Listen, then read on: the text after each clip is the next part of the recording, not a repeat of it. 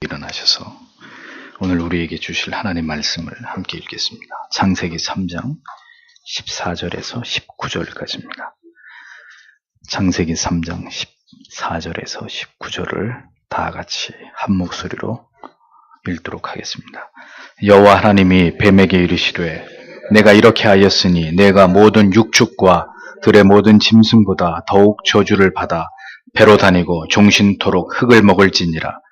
내가 너로 여자와 원수가 되게 하고 너의 후손도 여자의 후손과 원수가 되게 하리니 여자의 후손은 내 머리를 상하게 할 것이요 너는 그의 발꿈치를 상하게 할 것이니라 하시고 또 여자에게 이르시되 내가 내게 잉태하는 고통을 크게 더하리니 내가 수고하고 자식을 낳을 것이며 너는 남편을 사모하고 남편은 너를 다스릴 것이니라 하시고 아담에게 이르시되 내가 내 아내의 말을 듣고 내가 너더러 먹지 말라 한 나무 실과를 먹었은즉 땅은 너로 인하여 저주를 받고 너는 종신토록 수고하여야 그 소산을 먹으리라. 땅이 내게 가시덤불과 엉겅퀴를 낼 것이라. 너의 먹을 것에 내가 얼굴에 땀이 흘러야 식물을 먹고 필경은 흙으로 돌아가리니 그 속에서 내가 취함을 입었음이라. 너는 흙이니 흙으로 돌아갈 것이니라 하시니라. 아멘. 자리에 앉으십시오.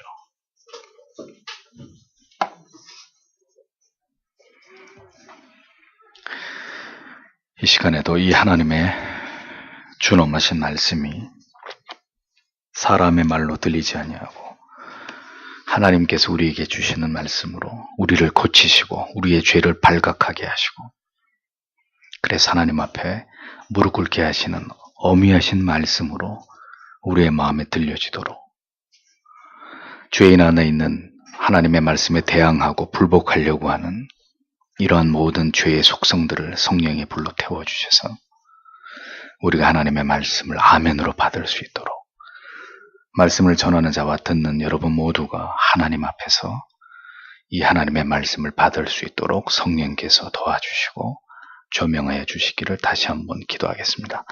흙으로 돌아갈 것이니라 이런 말씀으로 창세기 강의를 이어가겠습니다. 본문에는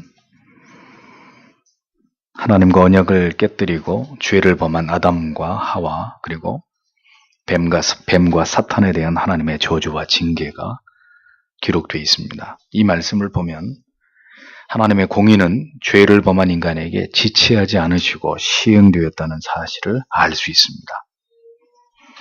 저질러진 죄에 대한 아담과 하와의 회개나 혹은 하나님의 용서의 말씀은 전혀 드러나지 않고 있고 하나님의 계명을 어긴 즉시 이제 하나님의 지엄하신 공의는 하나님께서 아담에게 분명하게 명령하신 대로 지체 없이 시행된 것을 보게 됩니다.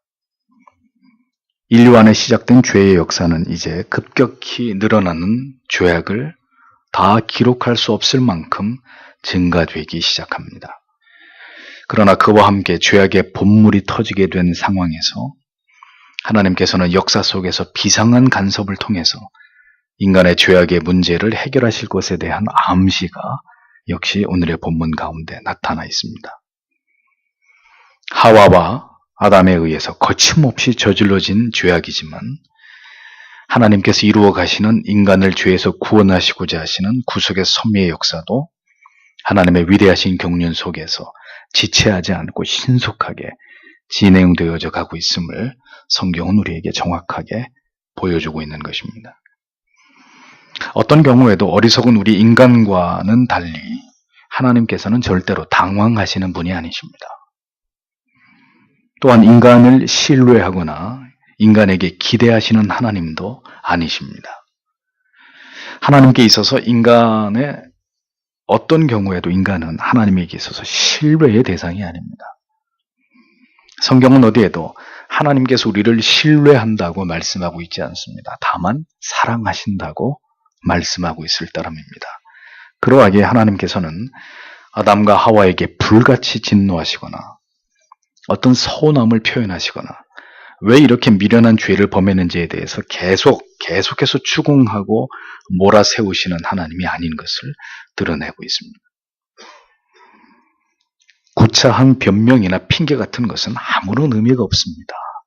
하나님 앞에서는 언제나 사실이 중요할 따름입니다. 그래서 아담과 하와는 불순종했고 죄를 범했고 하나님의 징계가 임했고 낙원을 영영이 잃어버리게 된 것입니다. 그러나 아담과 하와는 영영 하나님께로부터 버려진 것이 아니었고 계속해서 그들에게 주어진 인생길을 걸어가게 됩니다. 물론 이제는 하나님과 함께하는 참된 평안과 행복은 영원히 사라진 삶이었지만 여전히 하나님의 통치 아래서 하나님의 보호하심과 돌보심 가운데 살아가고 있었습니다. 이제는 하나님과는 멀어져 버린 수고와 슬픔뿐인 인생을 그렇게 살아가게 된 것이죠. 그렇게 성경은 이제 인간의 죄와 타락의 이야기를 그려가고 있습니다. 그 모든 죄악들을 다루시면서 자신의 사랑하는 자녀들의 인생을 여전히 지도하시고 다듬으시고 어루만져 가시는 하나님의 사랑과 자비에 대한 이야기들을 이 성경 전체를 통해서 써내려가고 있는 것을 볼 수 있습니다.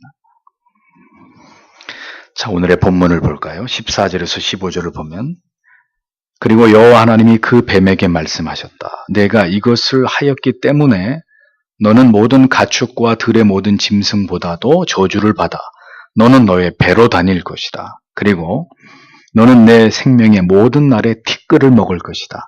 그리고 내가 너와 그 여자 사이에 내 자손과 그녀의 자손 사이에 증오를 놓을 것이다. 그가 내 머리를 상하게 할 것이다. 그리고 너는 그의 발꿈치를 상하게 할 것이다. 이렇게 직역이 됩니다. 죄와 타락의 행위에 대한 원인자인 뱀과 사탄을 동일시하시면서 1차적으로 뱀에 대해서 하나님의 징계와 저주가 임했습니다. 뱀은 모든 동물 중에 그 머리와 몸이 하늘로부터 가장 멀어져서 땅바닥을 기어다니는 짐승으로 전락하게 되는 저주를 받습니다. 다리가 있어 뛸 수 있고 날개가 있어서 날 수 있는 다른 짐승과는 달리 모든 가축들과 짐승들보다 더 심한 저주를 받아서 벌레와 같은 그런 비천한 존재로 바뀌게 되는 것이죠. 뱀은 그렇게 한눈에 보아도 혐오스러운 하나님의 저주를 받은 유일한 짐승이 되어버린 것입니다. 하나님께서는 사탄에게 이용되었을 뿐이지만 그렇게 악의 도구로 쓰임받게 되었던 뱀도 저주하셨습니다. 가룟 유다 역시 그렇게 사탄에게 이용당하고 하나님께 버림을 당했죠. 악은 그 모양이라도 버리라고 하신 것은 그만큼 하나님께서는 죄악을 싫어하시고 미워하시고 죄악과 결탁되고 사탄에게 이용당하시는 것 자체를 싫어하시는 하나님이십니다. 악에게 쓰임을 받기만 해도 악과 손을 잡기만 해도 죄가 없다고 보지 않는 것이 하나님의 판단이시라는 것을 절대로 잊어서는 안 됩니다. 우리가 진리에 대해서 무지하고 목매하고 어리석음으로 인해서 그렇게 악의 도구로 쓰임받는 그런 일들이 있지 않기를 기도하셔야 됩니다. 안타까운 일이지만 하나님을 모르는 모든 영혼들은 지금도 사탄의 도구로 쓰임을 받는 삶을 살아갈 뿐입니다. 하나님의 통치를 받지 않는다면 인간은 모두 사탄의 지배를 받고 살아가는 그런 존재일 뿐이고 따라서 지금도 하나님을 알지 못하는 모든 인생들은 악의 도구로 쓰임을 받으면서 저주 아래 있는 삶을 살아가고 있다는 것을 우리는 절대로 간과해서는 안 될 것입니다. 겉보기에는 사랑스러워 보이고 아무런 문제가 없어 보이는 우리가 사랑하는 사람들이 사실은 사탄의 올무에 매여 있는 사람들이라는 것을 잊지 마십시오.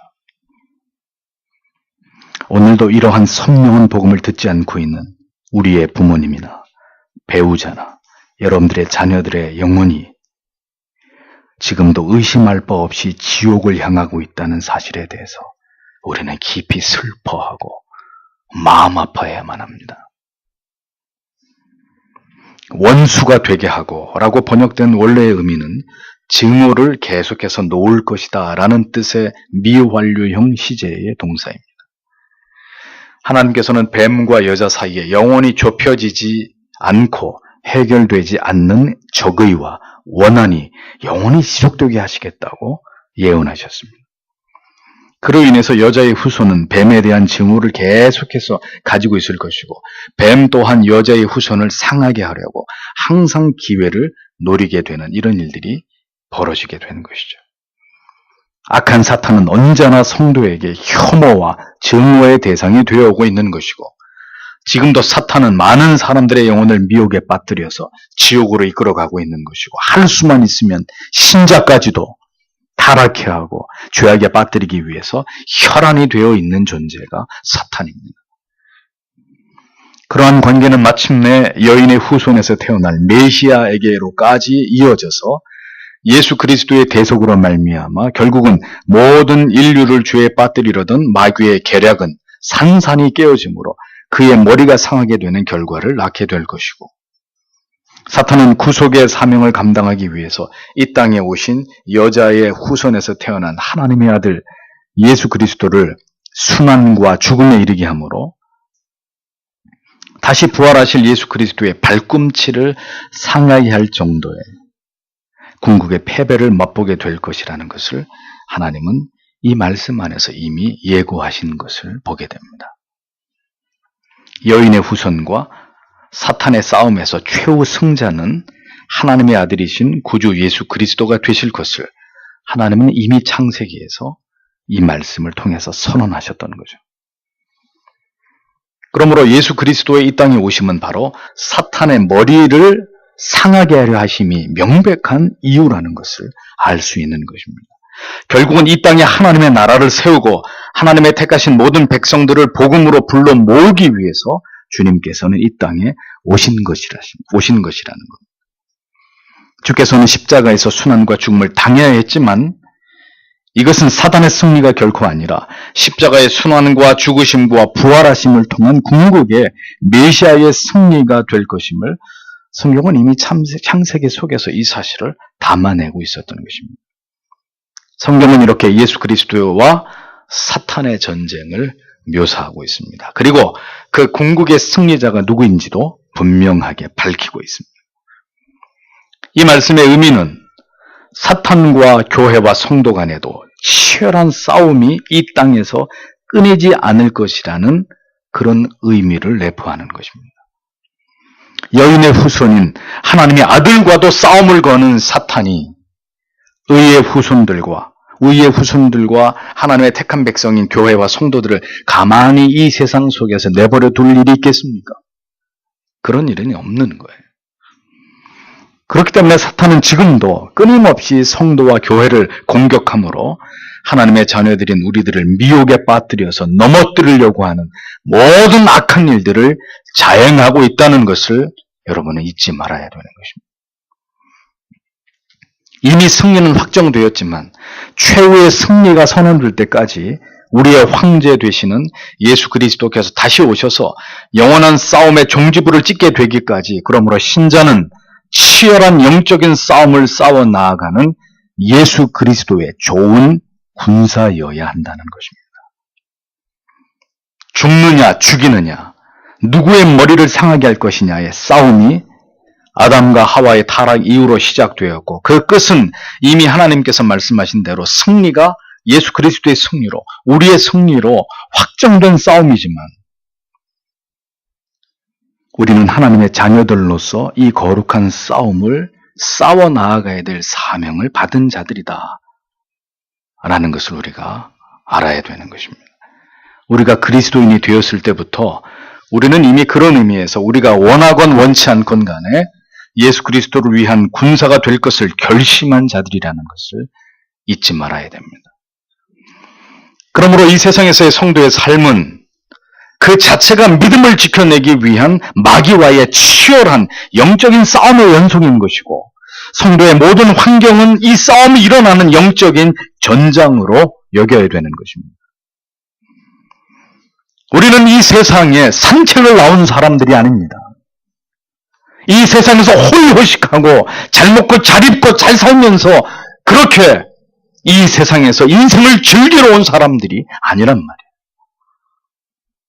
피비린내 나는 전장에서 예수 그리스도의 십자가가 펄럭이는 깃발을 움켜쥐고 오늘도 세상을 틀어주고 있는 악한 사탄 마귀들과 진리 수호의 분명한 사명을 지키기 위해서 온 몸으로 마귀와 세상과 격돌하면서 그렇게 살아가고 있는 용사들이 바로 성도들이라는 겁니다.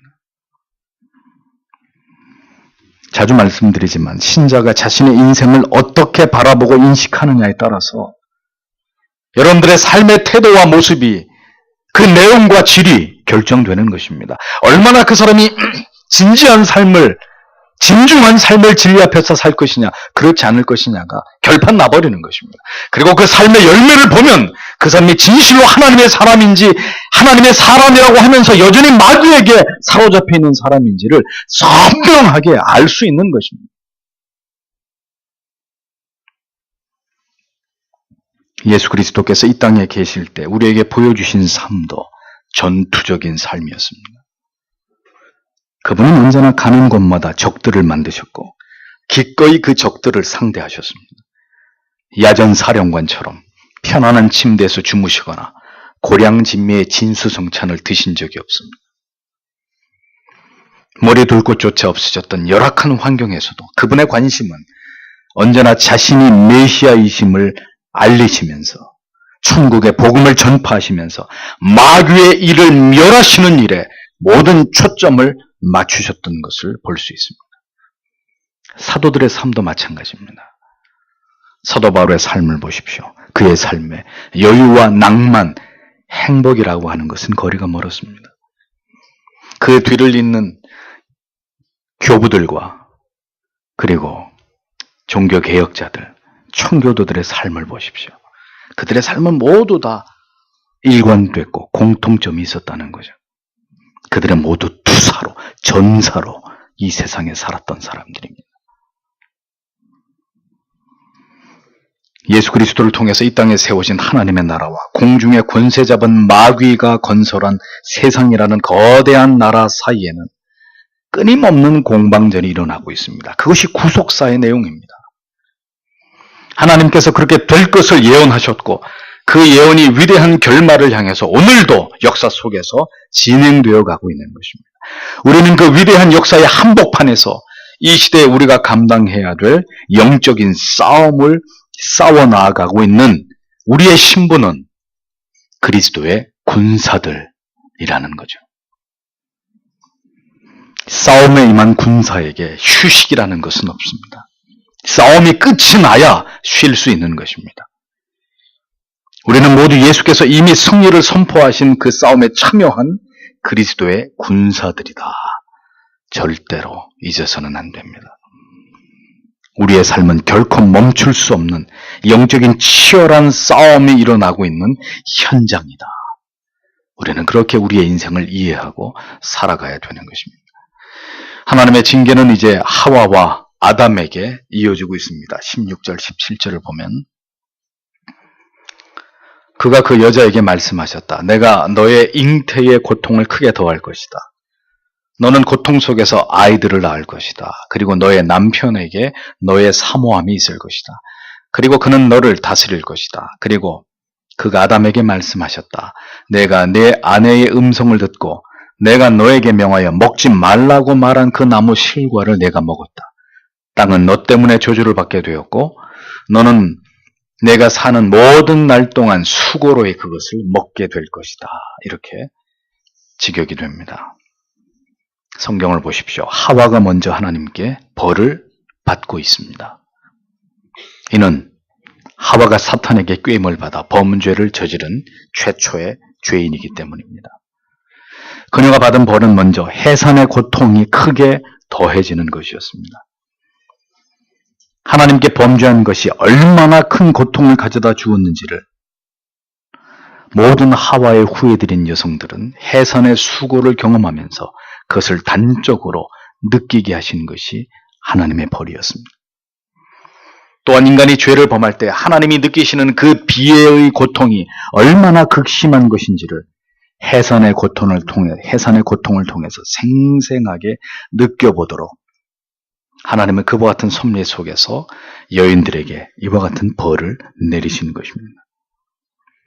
생명이 잉태되고 출산되는 과정의 고통은 죄가 우리 안에 잉태되고 악으로 드러날 때 우리가 그 죄로 인해서 당해야 될 고통과 비교될 만한 것임을 언제든 잊지 않도록 하기 위해서 하나님은 그와 같은 징벌을 여인들에게 내린 것입니다. 자신의 죄로 인해서 원죄 아래 태어나는 생명을 맞이하는 일이 여인들에게, 어머니들에게 고통이 될 수밖에 없도록 하나님께서는 새로운 생명을 얻게 되는 가장 기쁜 일을 가장 큰 고통과 아픔 속에서 맞이하게 되는 역설 안에 두신 것입니다. 죄와 불순종에는 고통이 따른다는 것은 성경 전체가 우리에게 경고하고 있는 바임을 우리는 절대로 잊지 말아야 될 것입니다. 다음으로 하나님께서는 하와에게 평생토록 남편을 의지해야 되고 남편에게 순종해야 한다는 원리를 벌로 내려주신 것을 볼 수 있습니다. 남편을 사모하고 라고 번역된 부분에서 사모하고라는 말의 히브리어 테슈카, 이 단어의 원래 의미는 의뢰하다, 기대다 라는 뜻입니다. 이 단어의 의미는 어떤 간절한 바램을 나타내는 것입니다. 그렇게 간절히 남편을 바라고 의존하고 의지해야 될 대상으로 살아가야 되는 것이 여인의 인생이다 라고 하나님이 섭리하시는 것이죠. 다스린다라는 의미의 히브리어 마샬이라는 의미는 가혹하게 지배하고 착취하는 것이 아닙니다. 남편에게 지배를 당해라 그런 뜻이 아니라 남편의 보호를 받는 그런 인생을 살아가라는 뜻입니다. 따라서 하와가 받은 또 하나의 벌은 남편에게 자발적으로 복종하고 남편을 의지해서 살아갈 수밖에 없는 삶을 살아가야 되고 그 대가로 남편의 보호를 받는 삶을 살아가야 된다는 것을 의미하는 말씀입니다. 이것이 하와가 선악을 알게 하는 나무의 열매를 따먹으면서 그의 남편인 아담과 상의하지 않고 그의 말을 듣지 않은 것에 대한 하나님의 징벌이었습니다. 부부는 한 몸이라고 말씀하셨는데 이를 먼저 하와는 깨뜨렸습니다. 선악을 알게 하는 나무를 따먹는 엄청난 결행을 하면서도 남편에게 전혀 말을 하지 않았다는 것은 결코 간과될 수 없는 중대한 실수이고 죄악인 것이죠. 하나님께서는 그에 대해서 이제 여자의 인생은 평생토록 남편에게 기대고 의지해서 남편에게 순종하는 삶을 살아야 되고 그리고 남편의 보호 아래서 살아가도록 하나님은 하와에게 모든 여인들에게 명령하신 것입니다. 이것은 하나님의 징벌이자 명령입니다. 하나님의 택하신 자녀들에게 있어서 반드시 지켜져야 될 중요한 삶의 원리입니다. 남편에게 의존해서 남편의 권위에 순종해서 살아야 된다는 말이 여자분들에게 자존심이 상하는 말이 될 수도 있을 것입니다. 그러나 그런 의미로 여러분들이 이해해서는 안 되고 남편과 의논하지 않음으로 벌어진 죄악의 결과를 교훈 삼아서 아내는 남편과 상의하고 남편 또한 아내와 의논해서 하나님의 뜻을 구하되 결국은 남편의 권위에 순복하여서 언제나 부부가 한 마음으로 하나님의 뜻을 따라야 된다라는 원리를 말씀하신 것입니다. 하나님께서 아내에게 남편에게 주신 권위에 기꺼이 순복하고 그리고 남편을 신뢰함으로 아내의 삶을 살아가야 된다는 사실을 하나님은 분명히 말씀하셨습니다. 이제는 여성분들이 아내들이 직장을 가지고 경제 행위를 하는 것이 보편화되어 버렸는데 바로 그 이유 때문에 부인할 수 없는 많은 가정의 문제들이 만들어지고 있다는 것도 우리는 잊지 말아야 합니다. 여성들의 능력이 인정을 받으면서 남편에게 경제적으로 의존한다는 말은 여성들이 매우 싫어하고 인정하고 싶지 않은 의미로 다가올 것입니다. 그러나 이러한 모든 생각들은 그만큼 우리의 사고와 생각이 성경에서 벗어나 있고 세속에 물들어 있다는 죄악되고 부패한 증거라는 것도 여러분들은 잊지 않으셔야 됩니다. 하나님의 뜻에 복종하지 않고 이를 거부하고 싶어하는 인간의 본성이 그러하다는 것. 아내가 경제 행위를 하지 말아야 한다고 극단적으로 이 말씀을 적용하는 데는 무리가 있을 것입니다. 그러므로 경제 행위를 하고 하지 않고의 문제보다는 경제 행위를 하더라도 남편의 권위를 존중하고 순복하고 여전히 마음으로 남편을 신뢰하고 남편에게 의존해서 살아가야 된다고 성경이 말씀하고 있는 이 정신을 분명하게 여성들은 받아들이고 이 말씀에 순종해야 된다는 겁니다. 만약에 아내의 경제 행위로 인해서 이러한 성경이 말씀하는 권위와 질서가 무너지고 남편을 무시하고 자기의 자존심을 앞세우는 아내가 있다면 이는 성경이 말씀하고 있는 아내일 수 없고 가정이 그렇게 무너진 상황에서의 아내의 경제적 능력 또한 아무런 의미가 없는 것이 될 뿐입니다. 여자들의 경제 행위가 가져온 가장 심각한 문제는 성경적인 육아의 사명을 소홀히 하거나 포기하는 것입니다. 이것이 결코 어머니로서의 직무유기와 죄가 되지 않을 수 없다는 것을 모든 아내들과 어머니들은 하나님 앞에서 심각하게 생각해 보아야 될 문제입니다. 해산의 수고에는 육아의 수고까지도 포함되어 있는 것입니다. 낳는 수고와 그리고 키우는 수고까지가 모두 아내들의 몫이고 역할이라는 것을 성경은 분명히 말씀하고 있는 것이죠. 부디 이 말씀에 대해서 여성분들이 오해가 없으시기를 바라고 하나님이 주신 징벌이며 명령으로 이 말씀을 올바로 이해하게 되기를 바랍니다.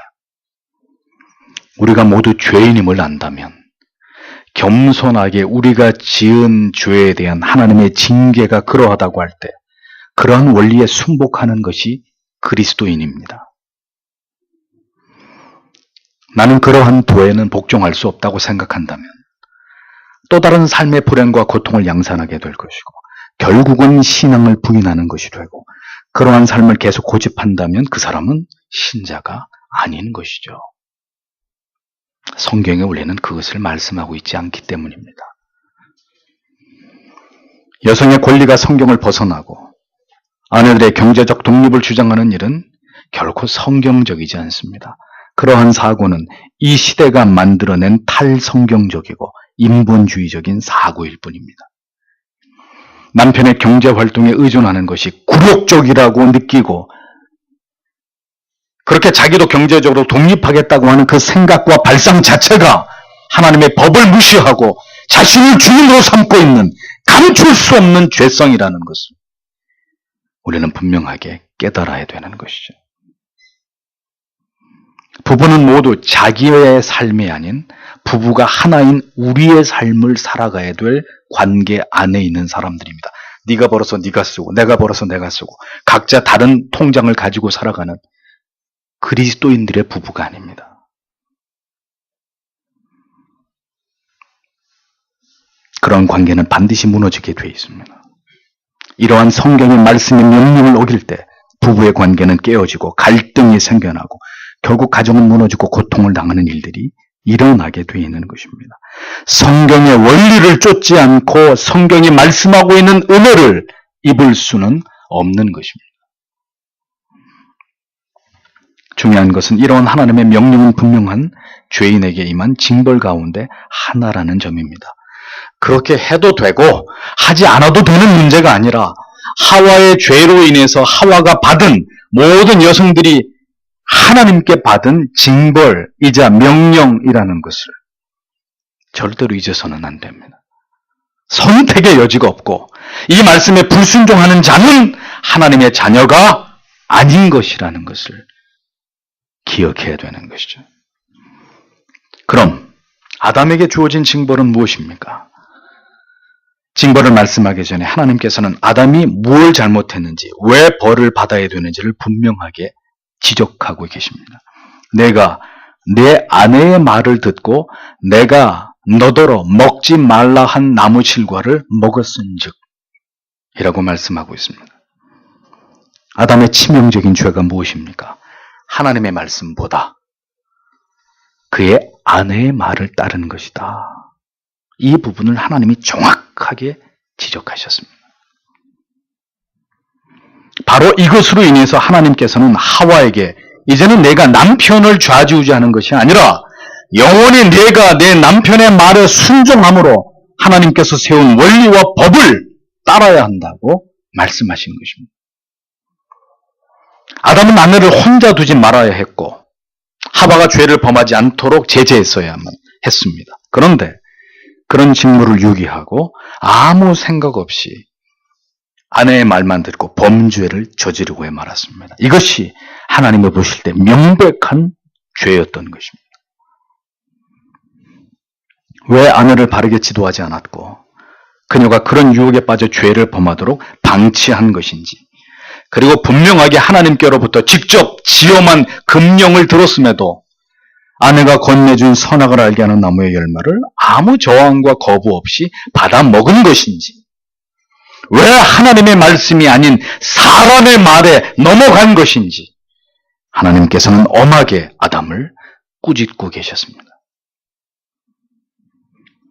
남편을 좌지우지하고 자기의 고집을 꺾지 않으면서 하나님이 세우신 권위에 도전하는 아내는 하나님의 지엄하신 뜻을 거스려 불순종하는 죄를 범하고 있는 것이고, 하나님께서 주신 권위를 실추하고 아내의 그릇된 말을 쫓아서 성경에서 벗어나는 죄를 범하고 있는 어리석은 아담의 실수를 되풀이하는 남편들도 하나님 앞에서 엄히 그 죄에 대한 책임을 하나님께서 물으실 것이라는 것을 잊어버리면 안 됩니다. 남편은 그런 의미에서 가정에서 하나님의 권위를 위임받은 결정권자이고 하나님의 뜻을 정확하게 파악해서 가족들에게 설명하고 교훈하고 바른 길로 인도해야 되는 제사장과 선지자 같은 직분을 수행하는 존재라는 것을 잊어버리면 안 됩니다. 이 기능이 무너지면 그 가정은 무너지게 되는 거예요.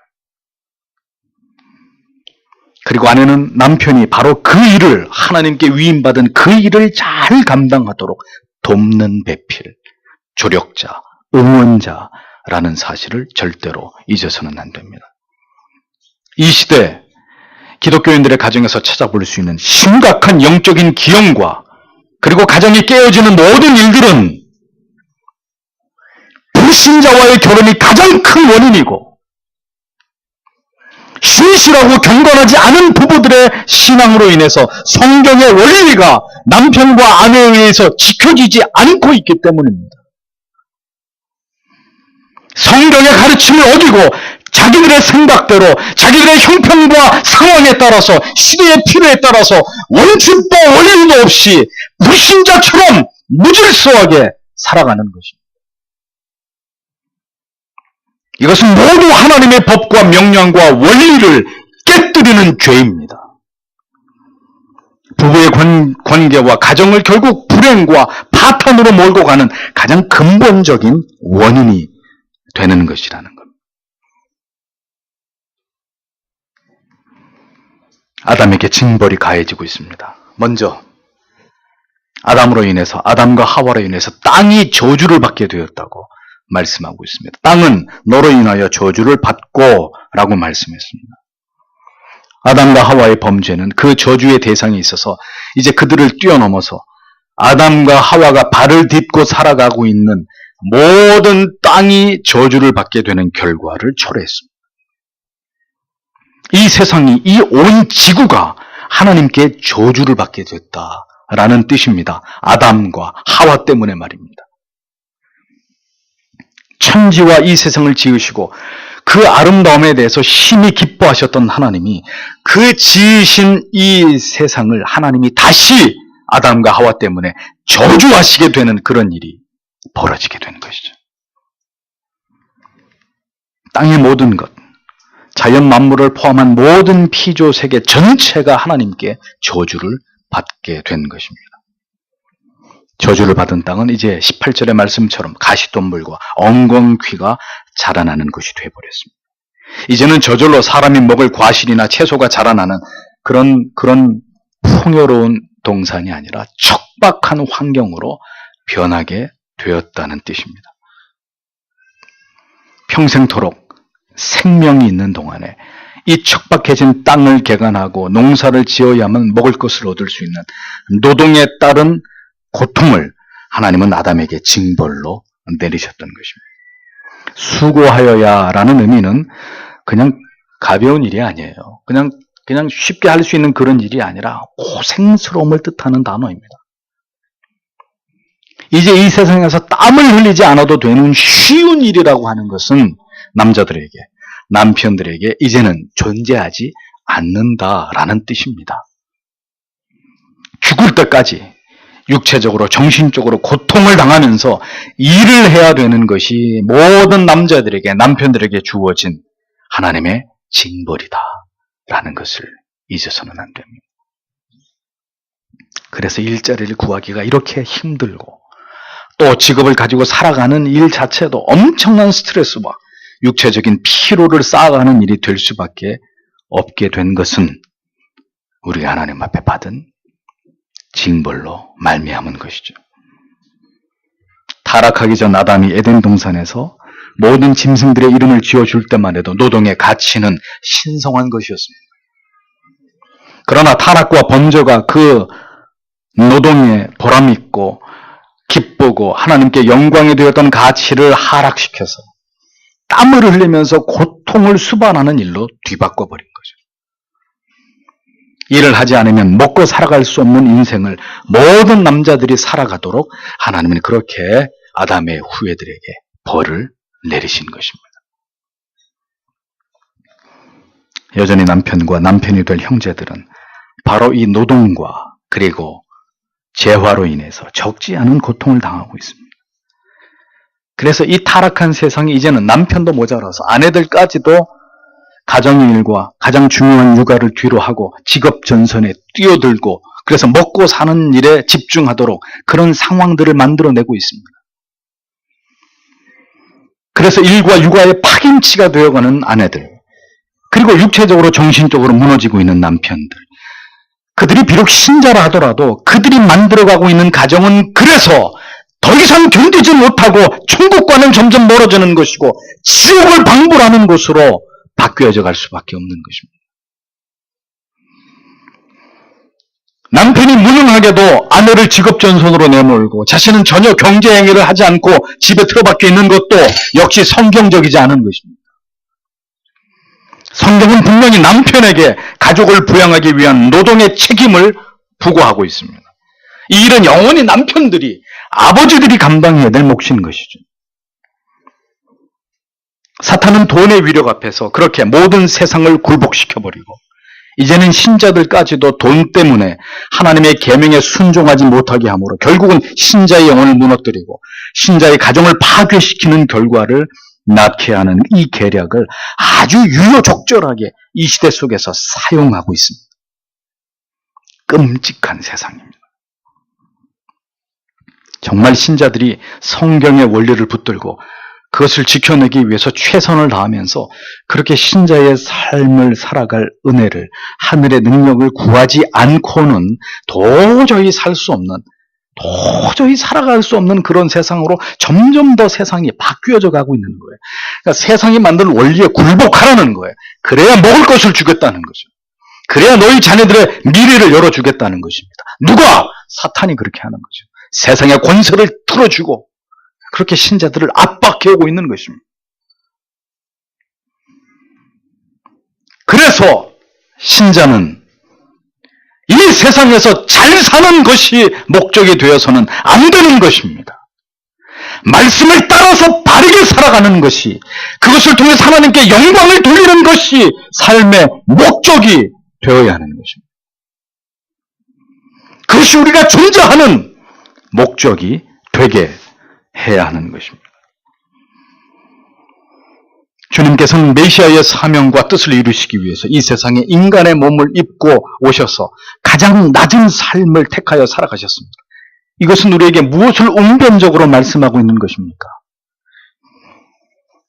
우리 또한 주님의 뒤를 쫓는 신자들로서 하나님이 기뻐하시는 바른 성도의 삶, 올바른 성경적인 남편과 아내가 되기 위하여서 성경이 말씀하는 그 아버지와 그 어머니와 그 자녀가 되기 위해서 세상에서 감당해야 되는 모든 불이익과 희생을 감당하라는 것입니다. 그래서 나를 따를 때 너에게 반드시 고난이 있다고 주님은 말씀하신 것입니다. 세상의 돈의 위력 앞에 굴복하지 않으면서 그 가치를 무시한 모든 대가를 지불하면서 세상의 원리를 부정하고 세상의 많은 사람들이 살아가는 보편적인 삶의 방식들을 거부하고 하나님의 말씀을 원리 삼아 성경이 진리이고 하나님의 가르침과 명령에 순종할 때 인간은 가장 행복하고 복된 존재가 될 수 있다는 것을 이 세상에 증명하라고 하나님은 우리를 세상에 보내신 것입니다. 그것이 하나님의 요구이고 우리의 숭고한 사명이란 말이죠.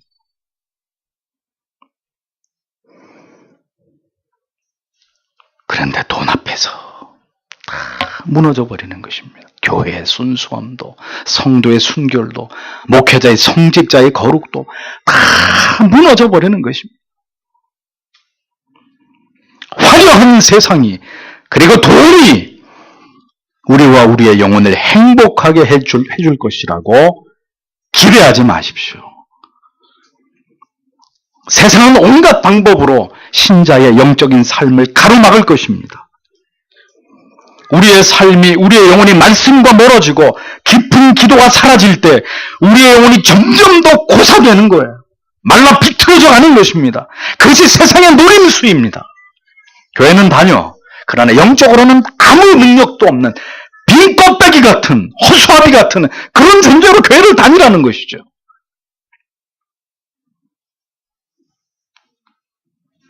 남편과 아내 된 성도, 부모가 된 성도, 직장을 다니는 성도, 공부를 하는 성도, 사업을 하는 성도에게 어떤 식으로든 이 하늘의 원리를 거부하도록 압박하고 핍박하고 온갖 불이익을 당하도록 세상은 점점 더 그 고통의 수위를 높일 것입니다. 창세기는, 아니 성경 전체는 하나님을 믿고 신뢰하면서 하나님이 세우신 이 세상에서 하나님께서 정하신 삶을 살아가라고 우리에게 호소하고 명령하고 있습니다. 결국 사탄에게 장악된 이 세상 속에서 세상이 만든 방식이 아니라 하나님이 말씀하시는 삶의 방식을 따라서 거룩한 구별된 삶을 살아가라고 말씀하고 있는 것입니다.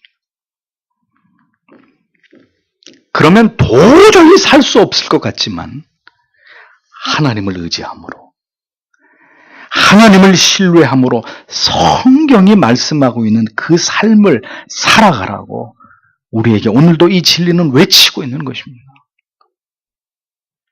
갈수록 이 성경의 원리와 말씀과 현실은 점점 더 큰 격차를 벌일 것입니다. 우리 보고 어떻게 도대체 이 말씀대로 살란 말이냐 하고 결국은 훌훌 다 떠나버리도록 세상은 점점 더 이 하나님의 말씀과 대치되는 그러한 사상, 그러한 삶, 그러한 풍요한 문화, 돈이면 모든 것이 할 수 있는 세상을 만들어낼 것입니다. 그리고 우리를 조롱하겠죠. 너희 중에 과연 내가 너에게 주려고 하는 것을 거부하면서 믿음을 지킬 자가 얼마나 되겠느냐.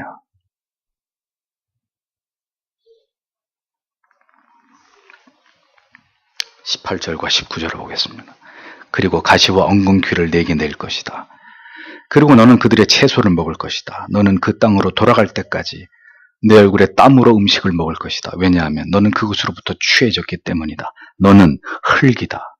그러므로 너는 흙으로 돌아갈 것이다. 이렇게 기록되어 있습니다. 하나님의 저주하심은 땅에서부터 가시덤불과 엉겅퀴를 자라게 했습니다. 모든 것을 노력하지 않아도 마음껏 먹을 수 있었던 에덴 동산과는 달리 이제 에덴에서 추방되게 되면서 아담과 하와는 땀을 흘려서 노동을 해서 땅을 경작함으로 땅에서 자라는 채소와 곡식을 통해서 음식을 먹어야 되는 그런 신세가 되어버렸습니다. 여기서 유에서 보이실 부분은 땅이 가시와 엉겅퀴를 냈다라는 거죠. 죄로 말미암아 타락한 하나님께 불순종한 인간에게 하나님의 저주를 받은 이 세상은 더 이상 그 인간에게 호의적인 곳이 아니게 되었다는 겁니다. 세상은 인간에게 고통을 주는 곳이 되었다는 거죠.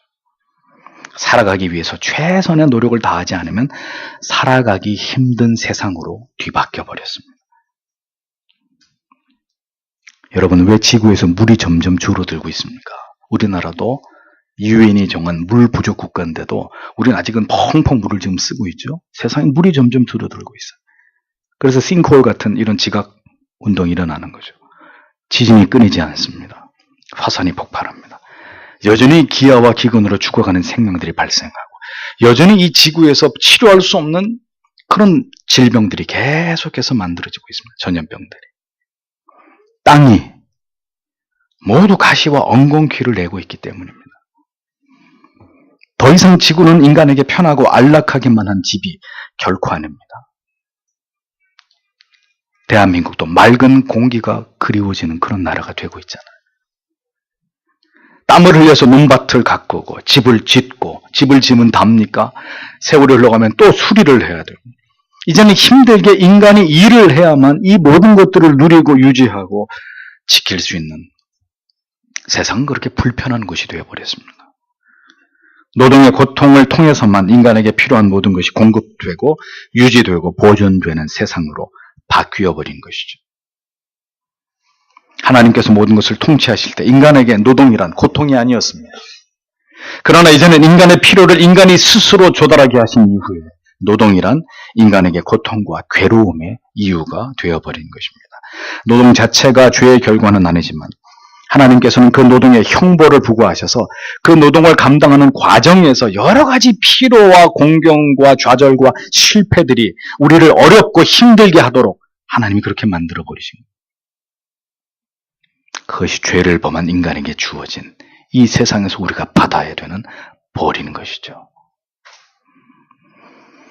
그렇기 때문에 불로소득은 반드시 죄일 수밖에 없는 거예요. 일하지 않고 쌓아놓은 돈으로 호의호식하면서 살아가는 것 역시 성도가 살아가야 될 삶과는 거리가 먼 것입니다. 부모에게 엄청난 재산을 물려받았건 로또 복권이 당첨되었건 그래서 졸부가 되었건 간에 주식을 통해서 엄청난 이익을 얻게 되었던 간에 그런 이유로 일하지 않고 살아가는 그러한 삶은 성경이 말씀하고 있는 인간이 살아가야 될 삶과는 거리가 먼 것입니다. 성경에 일하기 싫어하는 자 먹지도 말게 하라고 얘기했습니다. 하나님의 법은 죄인들이 정당하게 수고하고 땀을 흘리면서 일을 해서 그 소득을 통해서 살아가는 것입니다. 씨만 뿌리면 저절로 곡식이 자라지 않고 제때 비가 와야 되고 필요한 충분한 일조량이 있어야 곡식과 과일이 자라듯이 이 모든 것을 주관하시는 분은 여전히 하나님이시라는 사실을 기억하고 비록 죄인이신 분이 되었더라도 변함없이 하나님을 경외하고 신뢰하면서 하나님이 공급하시는 것으로 그렇게 살아가게 하신 것이 하나님의 뜻이라는 겁니다. 그렇게 말씀하시고 난 다음에 하나님은 마지막으로 아담에게 인간의 기원에 대해서 말씀하셨습니다. 그 속에서 네가 취함을 입었다고 말씀하시면서 너는 흙이니 흙으로 돌아갈 것이다 라고 선언하셨습니다. 무슨 의미입니까? 네가 흙으로부터 만들어졌다는 것을 기억하라는 것입니다. 인생의 진료는 흙과 먼지일 뿐이라는 것을 성경은 선언하고 있습니다. 그렇게 종신토록 수고하면서 땀을 흘리면서 일을 하다가 때가 되어서 하나님이 다시 부르시면 다시 흙으로 돌아가 버려야 되는 허무한 존재가 누구라는 거예요? 우리 인간이라는 겁니다. 여기다가 뭘 좋은 걸 바르고 턱을 깎고 코를 높이고 눈을 뒤집어 까고 별의별 짓을 다 하지만 그렇게 하면 안 썩습니까? 그러면 덜 늙습니까? 다 흙으로 돌아가 버릴 존재들이라는 거예요. 내가 흙으로 만들어졌다는 것을 기억하라는 것입니다. 흙에서부터 와서 흙으로 다시 돌아가는 것이 하나님께로부터 피조된 인생의 본질이라고 성경은 창세기에서부터 인간의 그 종말의 그 허무한 끝을 분명하게 말씀하고 있는 거예요. 인간 아무것도 아니야. 너희가 내 안에 있을 때 너희가 내 자녀일 때, 너희가 내 뜻대로 살아갈 때에 의미가 있는 것이지, 나를 벗어나서 살아가는 인생 아무것도 아니라는 거예요. 가진 사람이나 가지지 않은 사람이나, 피부가 검은 사람이나 흰 사람이나, 많은 지식을 가진 사람이나 배우지 못한 사람이나 다 흙으로 돌아가 버리는 존재들이에요. 그렇게 성경은 그 시작부터 인생의 한계, 그 허무함을, 죄 아래에서 인간의 그 수고와 슬픔뿐인 공허한 삶을 우리에게 들려주고 있는 것입니다. 인간이 스스로 생각하기에 아무리 어떤 의미 있는 일을 하고 살아가고 있다고는 하지만, 여러분, 그것은 전부 다 죄에 대한 징벌로서의 노동일 뿐입니다. 그렇게 살아가기 위해서 평생을 땀을 흘리고 수고하며 살아가지만 결국은 어느 순간에는 병을 얻을 것이고, 병원에서 고통을 당하다가 그렇게 죽겠죠. 아니면 사고로 하루아침에 생명을 잃어버리든지. 그것이 가련한 인생의 마지막 모습이라는 겁니다. 인간은 불멸의 존재가 아닙니다. 대단한 가치가 아닙니다. 이 코끝에서 호흡이 떠나가는 순간 다시 부패하면서 흙으로 돌아갈 뿐인 그런 가련한 존재들입니다. 그것이 타락한 인생들이 걸어가게 되는 피할 수 없는 길이라고 성경은 말씀합니다. 하나님을 떠난 죄에 빠진 인생은 그렇게 허무하고 맹목적이고 아무런 의미가 없는 허망한 삶으로 인생의 종지부를 찍게 될 뿐이라는 거죠. 그러한 죄인의 삶에 유일한 희망이 있다면 그 희망은 오직 예수 그리스도 뿐이라는 겁니다. 하나님께서 이렇게 아담과 하와의 타락으로 인해서 전 인류에게 미친 죄악의 문제를 다루실 하나님의 아들을 그렇게 역사 속에서 하나님은 준비시키고 계셨던 겁니다. 결국 모두 흙으로 돌아가 버릴 인생들, 그러나 예수 안에서 생명을 얻은 자들은 결코 흙으로 돌아가는 것이 끝이 아니라 영원히 사는 자들이 된다고 성경은 말씀하고 있는 거예요. 그들에게는 영원히 살아갈 존재로서의 영광스러운 부활을 통해서 하나님과 더불어 영원한 삶이 보장되어 있는 그런 은혜가 주어진다고 성경은 우리에게 분명하게 말씀하고 있는 것입니다.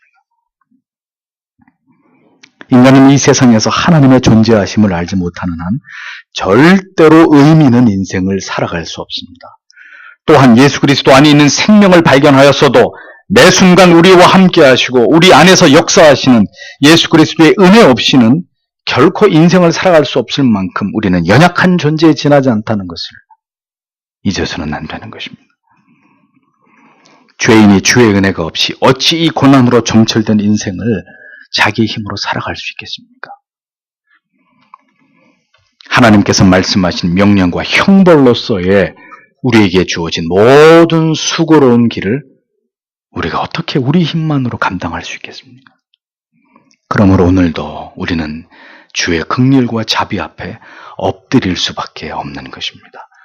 오늘도 이 말씀과 성찬을 통해서 우리 안에 임재하시면서 영적으로 임재하시면서 영적으로 우리와 연합하시기를 원하시는 그 그리스도를 맞이하면서 그분의 도우심을 통해서 우리에게 주어진 인생의 길을 걸어갈 힘을 우리는 하나님께로부터 구할 수밖에 없고 그것을 얻어서 살아가는 존재가 될 수밖에 없는 것입니다. 오늘도 죄인들을 긍휼히 여기시고 어떤 가운데서도 주의 법을 지켜 살아가고자 하는 자들을 붙들어 주시고 그들을 도우시는 하나님의 은혜가 오늘도 이 말씀을 들으며 성찬에 참여하시는 모든 분들 가운데 함께 하시기를 축복합니다. 기도하겠습니다.